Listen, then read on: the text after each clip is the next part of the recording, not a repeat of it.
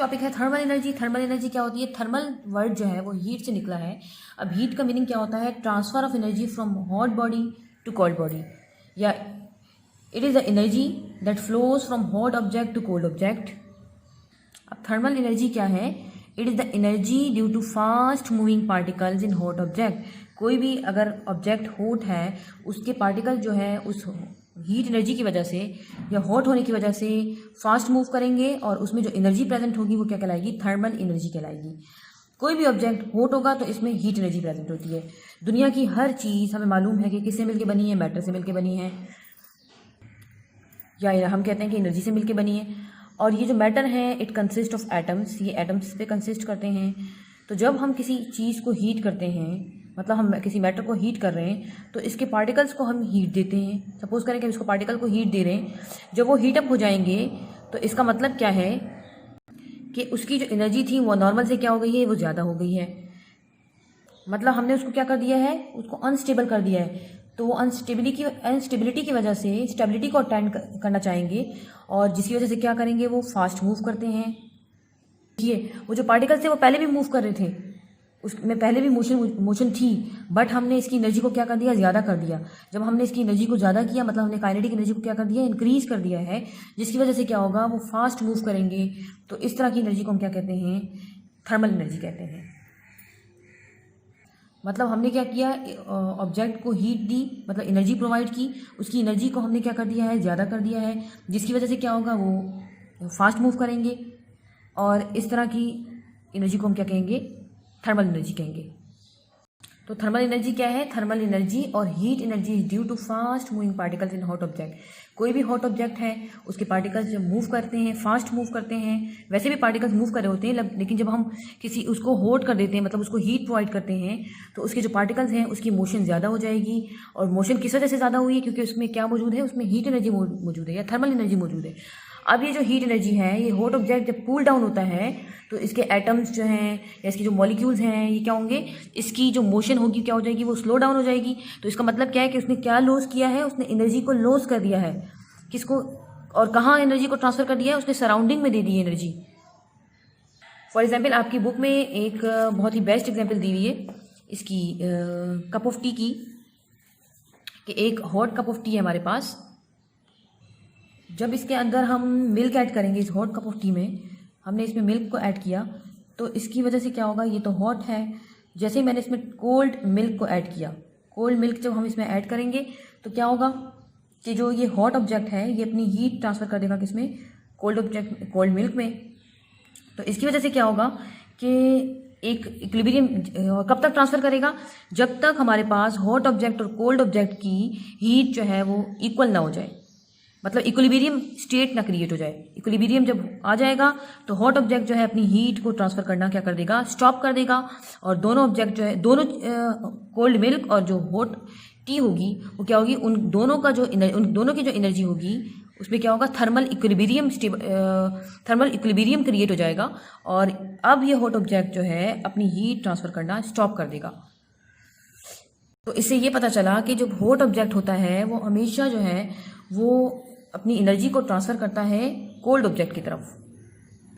Next topic है हमारा electrical energy. देखिए, इलेक्ट्रिकल का वर्ड निकला है इलेक्ट्रिसिटी से, और इलेक्ट्रिसिटी का मतलब क्या होता है? Flow of electron. मतलब इलेक्ट्रॉन फ्लो करेंगे तो क्या प्रोड्यूस होगी? इलेक्ट्रिसिटी प्रोड्यूस होगी।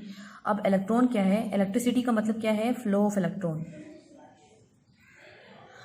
अब ये इलेक्ट्रॉन क्या है? ये एटम्स में सब एटॉमिक पार्टिकल है, नेगेटिव चार्ज पार्टिकल है, तो इट इज़ सब एटॉमिक पार्टिकल सब एटॉमिक पार्टिकल है ये। तो जब इलेक्ट्रॉन फ्लो करते हैं तो क्या प्रोड्यूस होती है? इलेक्ट्रिसिटी प्रोड्यूस होती है। अब दुनिया की सब चीज़ें किससे मिलके बनी हैं? मैटर से मिलके बनी हैं।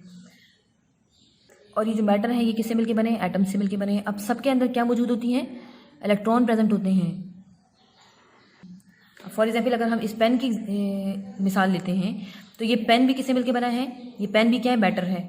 और ये किससे मिलके बना है? एटम से मिलके बना है। और उसके अंदर उस एटम में क्या मौजूद होंगे? उस एटम में इलेक्ट्रॉन मौजूद होंगे। तो क्या ये भी हीट को कंडक्ट करेगा? नहीं, ये हीट को कंडक्ट नहीं करेगा। हीट को सिर्फ वही चीज़ कंडक्ट कर सकती है जिसके अंदर फ्री इलेक्ट्रॉन प्रेजेंट होते हैं। तो अगर हम बात करें मेटल्स की, तो मेटल्स जो है वो क्या करते हैं? हीट को कंडक्ट करते हैं। तो जो चीज़ हीट को, जो ऑब्जेक्ट हीट को कंडक्ट कर रही है वो कहलाती है कंडक्टर, और जो हीट को कंडक्ट नहीं करती वो कहलाएगी इंसुलेटर। तो जो कंडक्टर्स होते हैं उसके अंदर क्या मौजूद होता है, उसके अंदर फ्री इलेक्ट्रॉन्स होते हैं। अब मेटल्स, जो भी हमारे पास जितने भी मेटल्स हैं वो क्या करते हैं, इलेक्ट्रिसिटी को कंडक्ट करते हैं। अब मेटल्स क्यों इलेक्ट्रिसिटी को कंडक्ट कर रहे हैं, क्योंकि इसके अंदर फ्री इलेक्ट्रॉन मौजूद हैं। अब फ्री इलेक्ट्रॉन का मतलब क्या है, देखिए मेटल की अगर बात की जाए तो मेटल्स के जो एटम्स होते हैं उनका साइज़ बहुत क्या होता है, लार्ज होता है, लार्ज साइज़ के होते हैं। अब सपोज करें कि मेरे पास एक मेटल का एटम है, ये इसका न्यूक्लियस हो गया, ये जो है इसके क्या है, शेल हैं। हम ज़्यादा शेल बनाएंगे, हम कह रहे हैं कि मेटल्स के जो एटम है उनका साइज़ क्या है, उनका साइज़ जो है वो लार्ज है। तो सपोज करें इसमें इतने नंबर ऑफ शेल्स हैं, 1 2 3 4 नंबर ऑफ शेल्स हैं। तो मेटल के एटम्स के अंदर जो शेल है वो क्या है, वो ज़्यादा है। तो एटम का न्यूक्लियस क्या करता है, इसमें जो भी इलेक्ट्रॉन्स प्रेजेंट होते हैं उनको क्या करता है, होल्ड करके रखता है। तो जितना बड़ा एटम होगा, एटम का साइज जितना बड़ा होगा, तो ये जो मेटल का, जो एटम का न्यूक्लियस होगा, ये क्या करेगा, अपने इस वैलेंस शेल के इलेक्ट्रॉन, वैलेंस मतलब आखिरी शेल के इलेक्ट्रॉन को तक फोर्स नहीं लगा पाएगा, मतलब लगाएगा लेकिन कम फोर्स इस पर जो है इफेक्ट करेगी, जिसकी वजह से क्या होगा कि जो एटम्स के इलेक्ट्रॉन होंगे, वैलेंस शेल के इलेक्ट्रॉन होंगे, वो क्या हो जाएंगे, वो यहाँ से रिमूव हो जाएंगे, जिसकी वजह से क्या होगा कि हमारे पास फ्री इलेक्ट्रॉन आ जाएंगे। तो इसी वजह से मेटल्स जो है वो क्या करते हैं, इलेक्ट्रिसिटी को कंडक्ट करते हैं, हीट को कंडक्ट करते हैं, और जो हीट को, इलेक्ट्रिसिटी को कंडक्ट करता है वो हमारे पास कहलाता है कंडक्टर। फॉर इसकी एग्जांपल हमारे पास है, हमारे घरों में जो इलेक्ट्रिसिटी आती है वो जो वायर होती है उसके अंदर कौन सी वायर होती है, उसमें कौन सा मेटल प्रेजेंट होता है, उसमें कॉपर मेटल प्रेजेंट होता है। तो कंडक्टर की एग्जांपल हो गई कॉपर।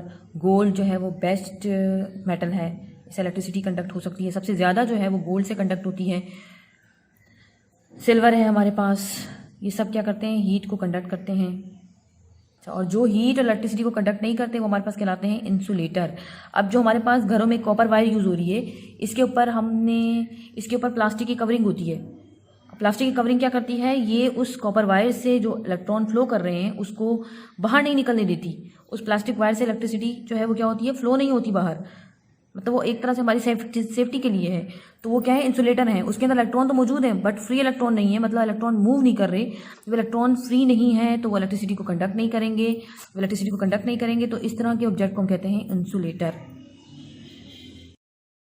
एनर्जी क्या है, इलेक्ट्रिकल एनर्जी वो एनर्जी है जब हमारे पास इलेक्ट्रॉन मूव करते हैं तो ये एनर्जी जो है वो ट्रांसफ़र होगी, किससे, मेन से ट्रांसफ़र होगी या बैटरी से ट्रांसफ़र होती है किसी भी इलेक्ट्रिकल डिवाइस तक।